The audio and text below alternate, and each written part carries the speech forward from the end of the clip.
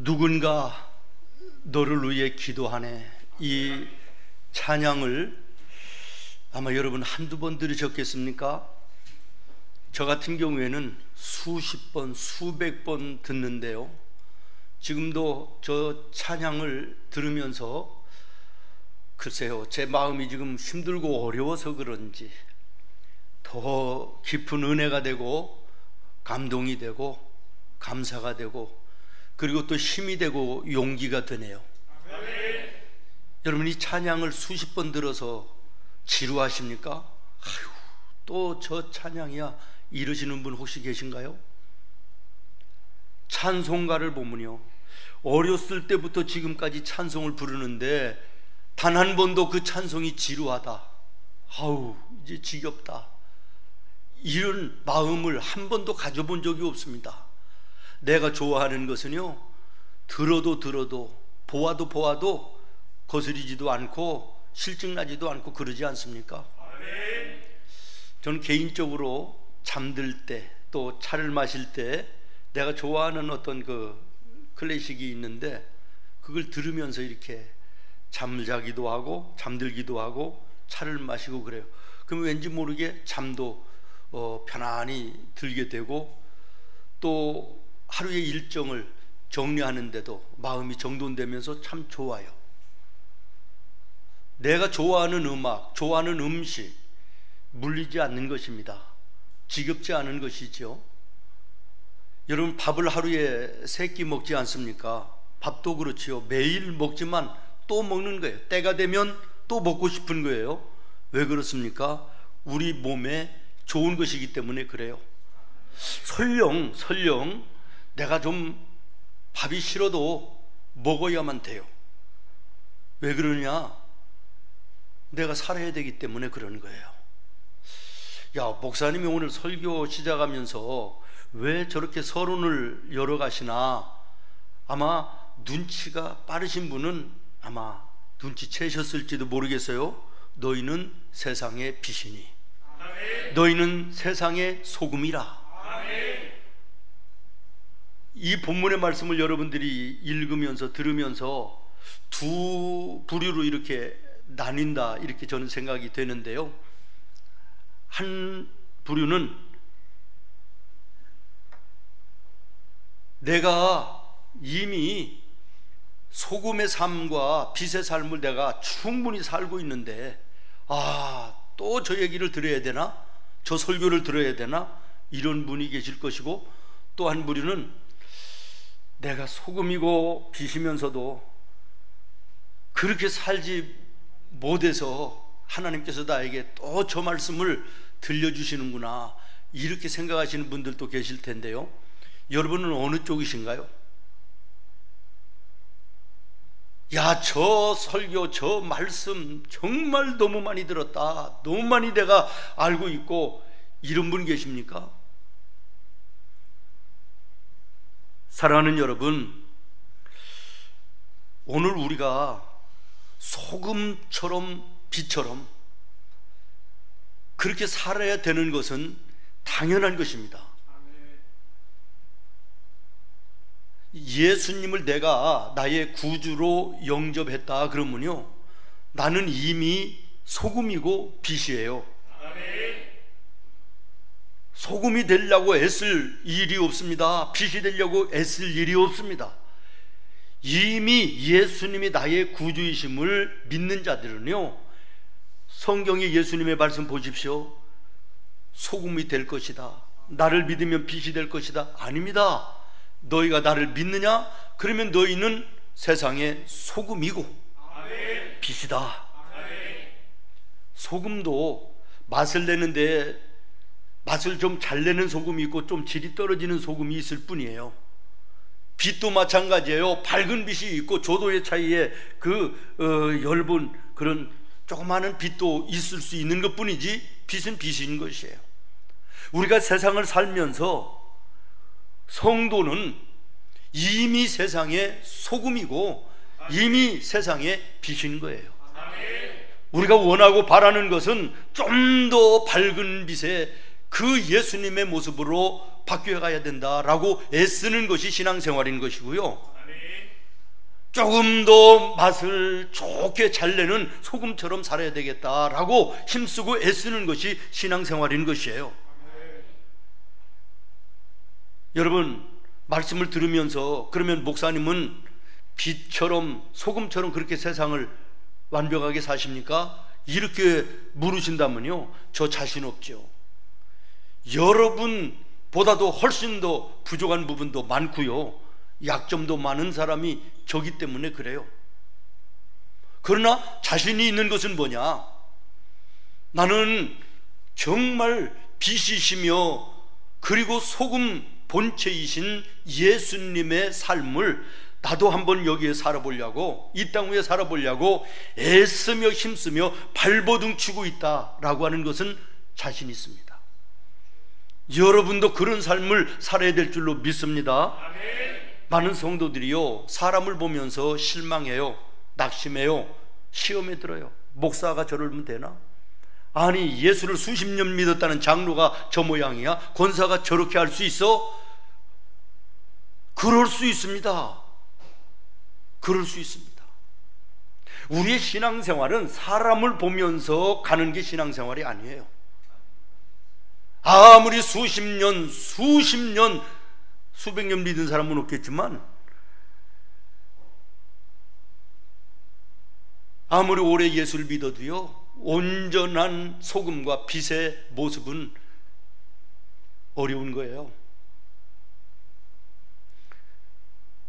그러므로 오늘 우리의 신앙생활에 바라보고 따라가야 될 이는 오직 예수 그리스도예요. 아멘. 예수님만이 소금 자체이시고 완벽하시고 예수님만이 빛이시며 빛의 본체이시기 때문에 그래요.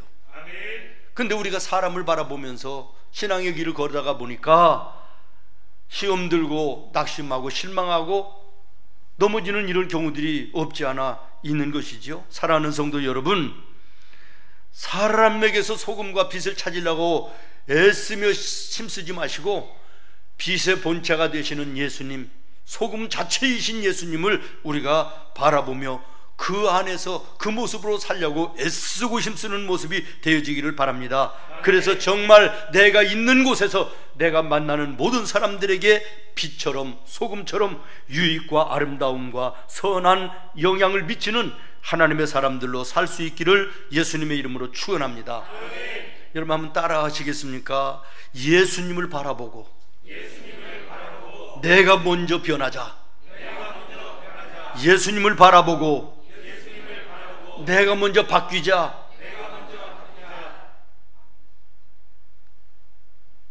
어떤 분이 이런 글을 쓰셨어요. 20대에는 세상을 바꿔보겠다고 큰 소리를 치며 살았다. 30대에는 아내를 바꿔보겠다고 큰 소리 치며 살았다. 40대에는 아이들을 바꿔보겠다고 큰 소리 치며 살았다. 50대가 돼서야 비로소 바뀌어야 될 사람이 나인 것을 알게 됐다. 굉장히 의미 있고 참 좋은 말이에요. 근데 여러분, 문제는 무엇입니까? 50이 넘었는데도 불구하고 바뀌어야 될 사람이 자기 자신인 것을 모르고 여전히 바뀌어야 될 것이 저 사람이고 남편이고 아내고 자식들이고 부모님이고 이웃들이고 세상이라고 큰 소리 치는 사람들, 그런 사람들 때문에 문제예요. 오늘 우리가 살아가는 이 세상이 혼돈스럽습니다. 여러분은 어떻게 보시는지 모르겠지만 저는 제 주관적으로 볼 때 참 혼돈스럽고요, 혼탁해요. 정말 세상을 바라보면 어떻게 어디서부터 나아가야 될지 모르는 그런 모습일 때가 많아요. 왜 세상이 이런 세상이 됐겠습니까? 바뀌어야 될 사람이 자기인데 자기는 바뀌지 않고 세상과 다른 사람들만 바꿔보겠다고 큰소리치는 사람들 때문 아닙니까? 교회 앞에 저 자판기 앞을 보면요, 담배꽁초가 늘 있어요. 항상 보면 있어요. 누가 담배꽁초를 여기다 버리느냐, 상식이 있다 없다, 뭐 의식이 있는 사람이냐 없는 사람이냐 소리 지른다고 그래서 담배꽁초가 없어집니까? 본 사람이, 다시 말하면 자기가 보았으면 조용히 집어서 쓰레기통에다 넣으면 깨끗해지는 거예요. 내가 먼저 깨끗해지면요, 내 옆에 있는 사람들이요 점점 나를 보면서 달라지는 거예요. 세상을 바꾸고 내 가정을 바꾸고 또 교회를 바꾸는 것은 첫걸음이 내가 먼저 바뀌는 거예요. 어떤 모습으로? 예수님의 모습으로. 예수님이 살으셨던 그 모습을 우리가 따라서 사는 이 모습으로 바뀔 때 가능한 것이다, 그런 말이에요. 세상을 바꾸는 가장 쉬운 방법도 바로 내 자신이 먼저 바뀌는 것입니다. 성경을 보면요, 예수님을 따른다라는 사람들을 향하여, 예수를 믿는다라고 하는 사람들을 향하여 예수님께서 가장 크게 실망하시는 부분들이 있습니다. 어떤 때인지를 여러분 한번 보시면, 예수님을 따르고 예수님을 믿는다면 예수님이 마음먹는, 예수님이 행하시는, 예수님이 사시는 그 모든 것들을 본받아서 따라와야죠. 변화해야 되는데, 그런 것이 없이 그냥 나는 예수님만 따른다, 나는 예수님을 믿는다 이러면서 따라다니는 사람을 보시면서 예수님은 실망하시는 거예요. 어제는 제 후배 목사님의 아들이 결혼을 하는데 주례를 부탁해서 주례를 했어요. 신랑 신부를 앞에 놓고 주례사를 하면서 그런 얘기를 했습니다. 두 분이 지금 이 자리에 서 있는 이것이 두 사람이 그냥 저절로 큰 것이 아니라 뒤에서 늘 기도하시고 사랑으로 돌봐주신 양가 부모님들이 계신 것을 기억하고, 부모님들에게 실망을 드리는 삶을 절대로 살아서는 안 됩니다, 이러고 제가 권면을 했습니다. 그렇습니다. 부모님을 실망시키는 자녀는요 불효자예요. 마찬가지입니다. 예수님을 실망시키는 성도는 불효인 거예요. 아멘이 안 되네요. 여러분, 예수님을 기쁘시게 하는 삶을 살고 계십니까? 아니면 예수님께 실망을 시켜드리는 삶은 혹시 아닙니까? 빛의 본체가 되시는 하나님이 사람의 몸을 입으시고 친히 이 땅 위에 빛으로 오셨습니다. 그리고 어둠 속에 영원한 지옥의 백성이었던 사탄의 올무에 붙들려 살던 나와 여러분에게 그 빛을 비춰주시고 우리를 빛 가운데로 인도하여 주시며 불러주셔서 우리의 모든 죄를 십자가의 보혈로 대속하시고 나와 여러분을 자녀로 삼으시며 우리에게 선포하셨습니다. 너희는 빛이다. 너희는 소금이다. 그러면 우리가 소금되고 빛된 삶으로 주님께 그런 삶을 살아야 되는데, 그렇게 살지 못하면 주님의 마음을 실망시켜 드리는 것이 아니겠습니까? 다시 말씀드립니다. 나를 낳으시고 나를 길러주신 육신의 부모님에게 불효하는 거 실망시켜 드리는 것입니다. 나를 빛의 자녀로 삼으시고 오늘도 여기 이 자리에, 예배의 자리에 구별되게 앉게 하신 그 우리 주님의 마음을 실망시켜 드리는 사람이라면 나는 진정한 성도가 아닐 것이다. 그래서 저는 말씀을 통하여 오늘 어떤 사람이 정말 주님을 실망시켜 드리는 사람인가라고 하는 것을 찾아보면서 함께 은혜를 나누려고 하는데요, 13절 말씀 같이 읽겠습니다. 13절 시작. 너희는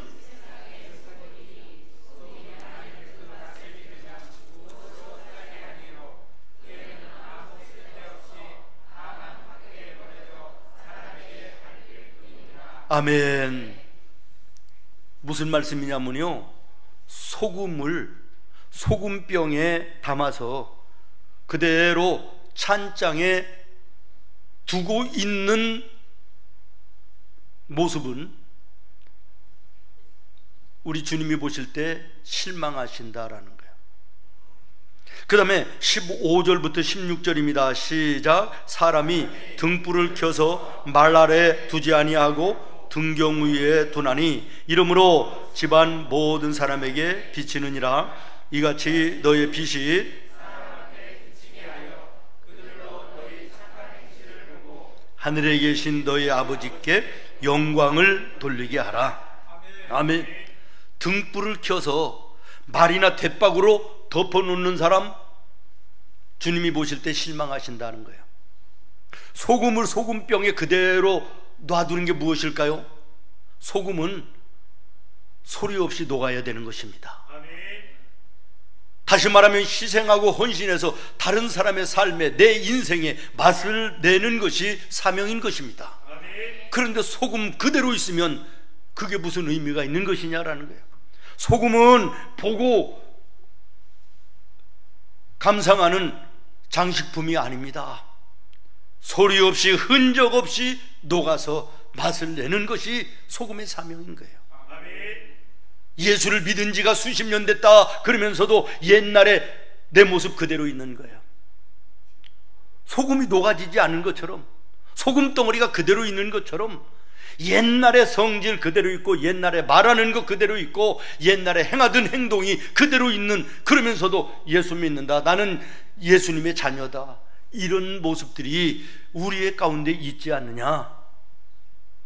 이 모습이 주님의 마음을 실망시키는 것이다 라는 것입니다. 아멘. 여러분, 등불을 왜 켜놓습니까? 방안을 비추게 하기 위해서 켜놓는 거예요. 그런데 그 빛을 퍼져나가지 못하게 말로, 대박 이런 말로 덮어놓는다. 다시 말하면 예수 향기 풍기는, 예수님의 사랑의 모습을 증거하는, 예수님의 생명의 복음을 나누어주는 이런 삶을 살아야 되는데, 예수님의 모습이 전혀 없이 여전히 세상에 매여서, 물질에 매여서 정신없이 살아가면서도 예배 한번 드리는 것으로, 예수 믿는 것으로 착각하는 이런 잘못을 지적하는 말씀이 아니겠습니까? 여러분, 오늘 말씀을 보면서 빛을 가리고 불을 끄는데 사용되어진 도구가 무언가를 주목해서 보시기 바랍니다. 말입니다. 말. 우리 젊은 사람들은 이게 무슨 얘기인지 모를 거예요. 시골에 가면 옛날에 곡식을 되는, 담는 이런 그 측정하는 도구가 있습니다. 작게는 대박, 크게는 말. 그래요. 빛을 가리고 등불을 끄는 데에 사용됐던 것이 무엇인가를 주목하십시오. 말이라고 그랬습니다. 대박이라고 그랬어요. 여러분, 식량을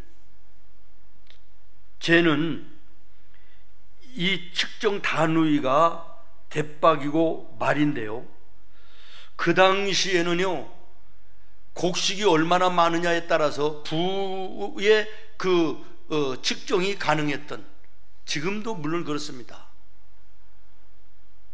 오늘로 얘기하면 이 되나 말, 이것은 우리로 얘기하면 뭐 현금 아니면 저금 통장 뭐 이런 것이라고 얘기를 할 수 있겠습니다. 쉽게 얘기하면 예수를 믿어 하나님의 자녀가 되었다 그러면서도 빛을 비춰 예수님의 향기와 예수님의 생명을 증거해야 될 자들이 그 빛을 가리는 세상의 돈, 세상의 육신적인 거, 세상의 염려, 근심으로 덮여서 빛을 발하지 못하는 거, 이런 모습을 지금 의미하고 말씀하고 있다라는 것을 여러분 기억하시기를 바랍니다. 아멘. 말씀에 소금과 빛의 공통점은 뭐냐?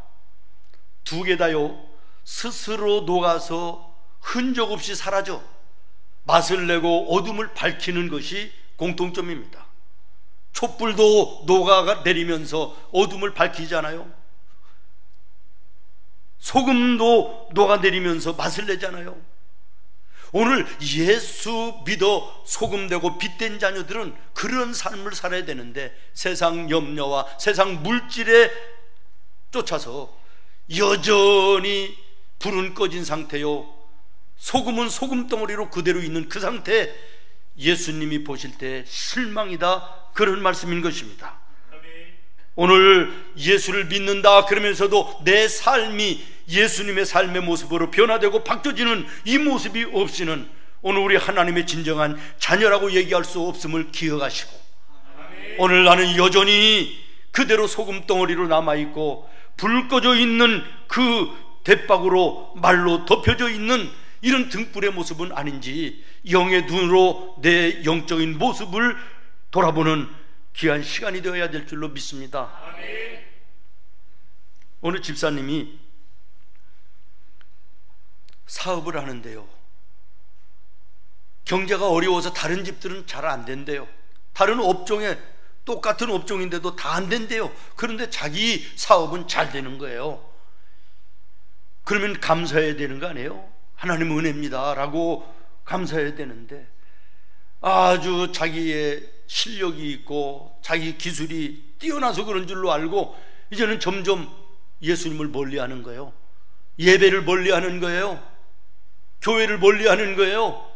예배 1시간 드리면 그것이 전부인 것처럼 바쁘다, 손님이 왔다, 계약을 해야 된다, 뭐 이런저런 이유와 핑계를 대면서 점점 예수와 교회와 예배가 멀어집니다. 그런데 어느 날 몸에 이상이 왔어요. 그래서 병원에 갔더니 큰 병원으로 가라는 거예요. 큰 병원으로 갔더니 뉘어놓고 여기 오라 저기 가라 끌고 다니면서 한나절을 검사를 하는데요, 공포스러운 거예요. 그 이제 의사 원장님이 회진을 왔어요. 목사님이 이제 신방도 오셔가지고 기도를 간절히 하고 있는데 원장이 이제 들어와서 간호사하고 같이 들어온 거예요. 그 차트를 쭉 이렇게 보더니 간호사한테 원장이 그러는 거예요. 장 의사 불러와. 그랬더니 이 집사님이 놀래가지고, 목사님, 다른 분들 건축원금 작정하고 다 했는데 나만 못 했는데요, 내가 바로 1억 작정한 거 하겠습니다, 그렇게 얘기를 해드려요. 근데 좀 있으니까 젊은 의사가 들어오더래요. 그러니까 원장이 차트를 보다가, 여보 장의사, 아니 진찰을 했으면 차트에 자세히 기록을 해놔야지 이렇게 해놓으면 돼? 무슨 얘기인지 모르시나요? 그 젊은 의사의 성이 장씨였대요. 장의사. 그러면서 아니 이 정도면 이제 퇴원시켜야지, 뭐 이렇게 했다. 만들어낸 얘기겠죠. 만들어낸 얘기겠죠. 그러나 소금으로 빛으로 살지 못하고 예수를 믿는다 그러면서도 여전히 옛것 버리지 못하고 정신없이 세상만 쫓아가는 성도들을 향한 만들어낸 이야기지만 경종을 울리는 이야기 아니겠습니까? 여러분, 세상에 정신없이 살다가, 물질 쫓아 정신없이 살다가, 주님 멀리하고 예배 멀리하고 교회 멀리하고 살다가 어느 날 나에게도 갑자기 어떤 일이 생길지 어떻게 아는 것입니까? 그때서야 주님 부르면 면목 서겠어요? 면목 서시겠냐고. 바빠서 그랬습니다. 그거 하나님 앞에 통할까요? 피곤해서 그랬습니다. 통할까요? 사랑하는 성도 여러분, 영의 귀를 열어 이 말씀을 다시 한번 깊이 들으시고 묵상하시기를 바랍니다. 아멘. 그리고 주님을 실망시키는 자들이 되지 않기를 바랍니다. 아멘. 주님의 기쁨이 되고 즐거움이 되는 나와 여러분의 삶이 되어야 나와 여러분의 삶이 진정 은혜로 풍성한 복된 인생이 되는 것이기 때문에 그렇습니다. 아멘. 또 하나, 주님이 실망하시는 것이 뭐냐? 마태복음 7장 말씀을 보면요, 5절 말씀입니다. 같이 한번 읽어볼까요? 시작. 외식하는 자여 먼저 내 눈 속에서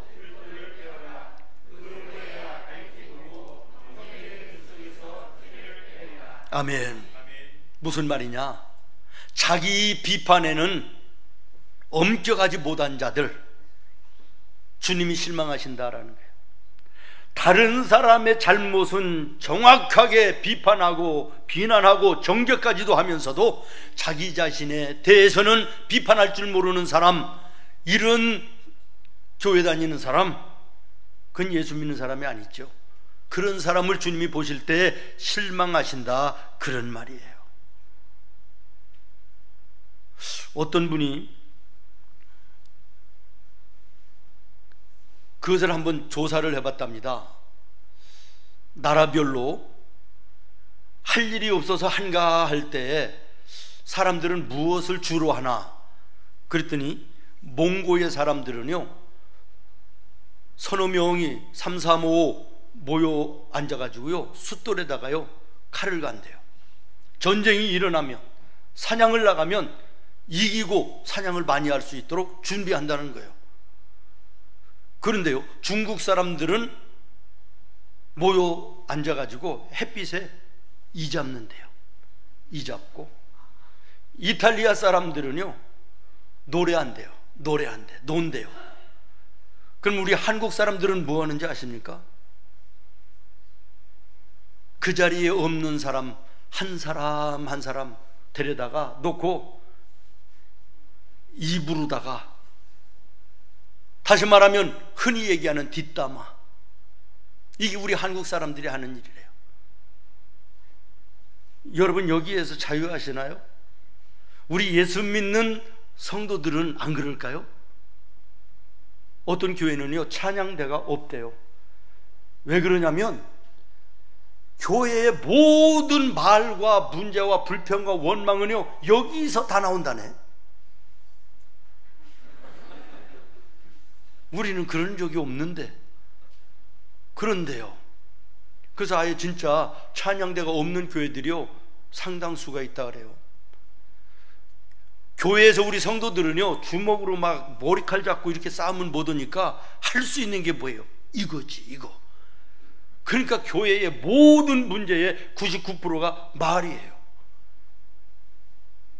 좌우간 교회에서도 우리 성도들이 모이면 처음에는 은혜되는 얘기였죠. 근데 우리 한국 사람들은 이 토론 문화가 미성숙해 가지고 은혜도 깊이 받아야 계속해서 끝까지 은혜로운 얘기를 하지 5분도 안 돼서 바닥이 나는 거예요. 그러면 그 다음부터는 세상 사람들과 똑같이 남을 비판하고 판단하고 험담하고 뭐 이런 것들, 우리에게도 자유롭지 않잖아요. 어쨌든 사랑하는 성도 여러분, 오늘 우리가 우리의 혀를, 우리의 이 말을 하나님과 사람들 앞에 어떻게 하느냐를 보면 그 사람의 인격과 품성과 그리고 신앙의 정도를 우리가 볼 수 있는 거예요. 야고보서 1장 2절에 보니까 26절에 누구든지 스스로 경건하다 생각하면서 자기의 혀를 제갈 먹이지 아니하고 자기 마음을 속이면 이 사람은 경건이 헛되다, 이렇게 말씀하십니다. 다시 말하면 자기를 열심히 이야기한다 할지라도 자기를 자랑하고 다른 사람에 대해서 험담하고 다른 사람을 판단하고 혀를 잘못 놀리는 이것은 진정한 성도가 아니라는 것을 성경이 말씀하고 있는 것입니다. 사랑하는 성도 여러분, 자기 혀를 성령으로 절제하지 못하고 함부로 혀를 열어 잘못된 말이 나갈 때 우리 주님이 그 모습을 보면서 실망하신다는 사실을 여러분 기억하시기를 바라고, 마태복음 7장 1절 말씀을 다시 한번 우리가 볼 수 있기를 바랍니다. 시작. 비판을 받지 아니하려거든. 아멘. 비판을 받지 아니하려거든 비판하지 말라는 거예요. 왜 그렇습니까? 2절 말씀입니다. 같이 읽습니다. 2절입니다. 시작.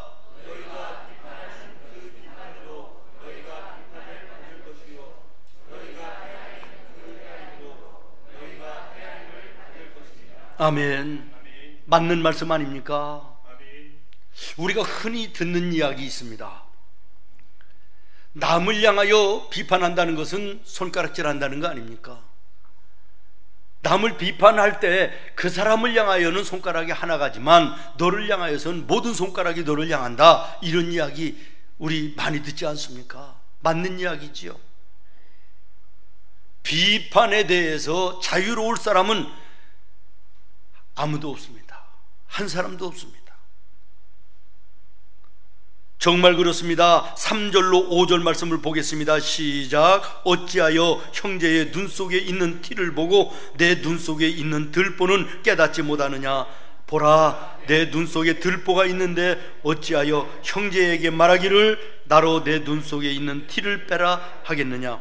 외식하는 자여, 먼저 내 눈 속에서 들보를 빼어라. 그 후에야 밝히 보고 형제의 눈 속에서 티를 빼리라.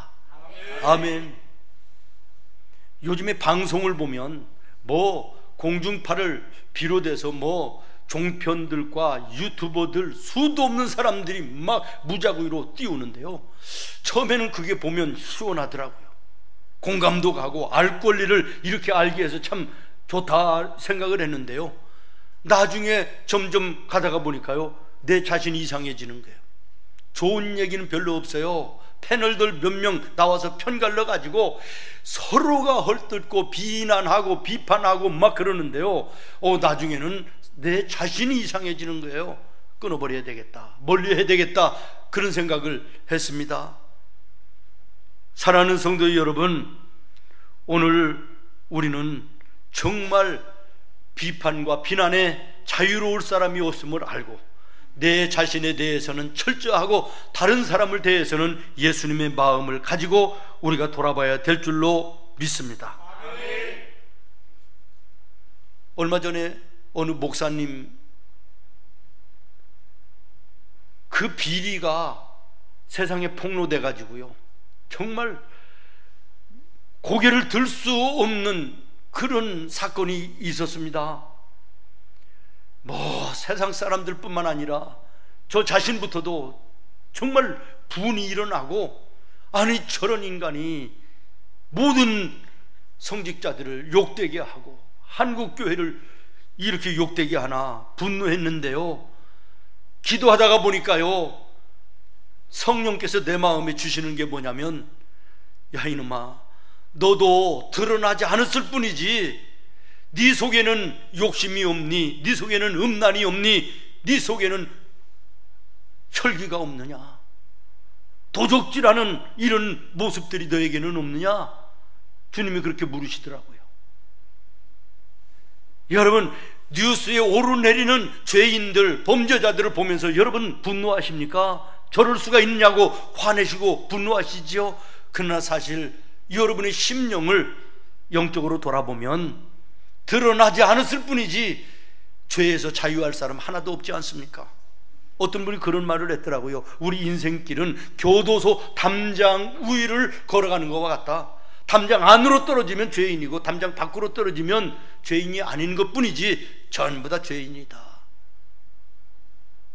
드러나고 밝혀지지 않아서 그렇지 하나님 앞에, 세상 앞에 여러분 떳떳할 사람이 있습니까?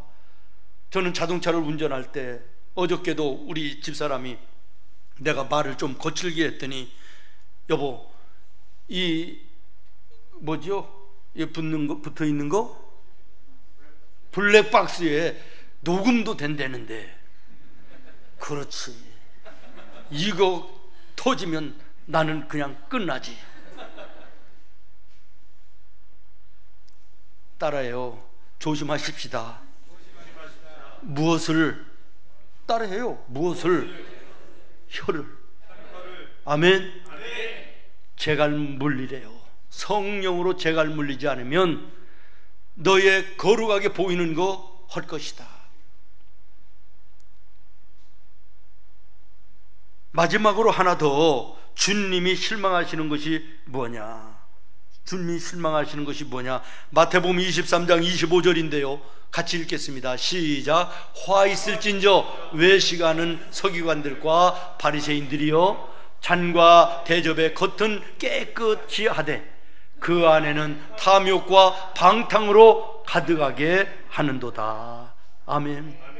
겉과 속이 다른 사람들,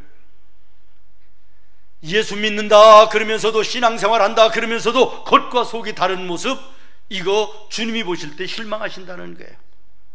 겉과 속이 똑같을 수는 없죠. 그러나 오늘 우리 예수 믿는 성도들은 그래도 예수님의 그 성결과 거룩함과 정결함을 본받기 위해서 애쓰고 힘쓰면서 내 생활 속에 더러운 것들 하나하나 잘라내고 그리고 기도와 말씀으로 녹여내는 이 일을 게을리해서는 안 된다는 것이에요. 여러분, 이 일에 얼마나 열심하십니까? 이 일에 얼마나 열심하십니까? 아침 저녁으로 세수를 하여 깨끗하게 하고 옷을 거울에 비춰서 바로잡고 화장을 하고 나가는 그런 모습을 여러분들이 날마다 하고 있지 않아요? 그 모습을 영적으로 하나님의 말씀의 거울에 기도하고 찬송하면서 그 속에 내 삶을 비춰보면 여러분 정말 예수 믿는 사람다울 것인데, 하루에 세수하고 하루에 거울 보는 것만큼만 여러분들이 영적인 내 속사람을 위해서, 내 심령을 위해서 열심하고 힘쓰면 정말 빛처럼 소금처럼 살 수 있는 주님의 자녀들이 될 텐데, 우리 그렇게 솔직히 못하지 않습니까? 저는 가끔 그런 생각을 해요. 우리 장로님, 우리 권사님 아침 저녁으로 교회 주변에 모든 꽃 화분들 얼마나 정성을 다해서 돌보시는지 몰라요. 그러니까 아름다운 교회가 되는 거죠. 근데 거름을 주시는 것을 보면요 냄새가 나요. 썩었어요. 그런데 꽃들은요 그것을 먹고 예쁜 꽃을 펴요. 그 모습을 보면서 그런 생각을 하는 거지요. 아니, 꽃들은 냄새나고 썩은 것을 먹고도 저렇게 아름다운 꽃을 피는데 인간들은 좋다는 거 전부 다 먹으면서도 어떻게 생각하고 말하고 행동하는 삶이 저렇게 더러울까?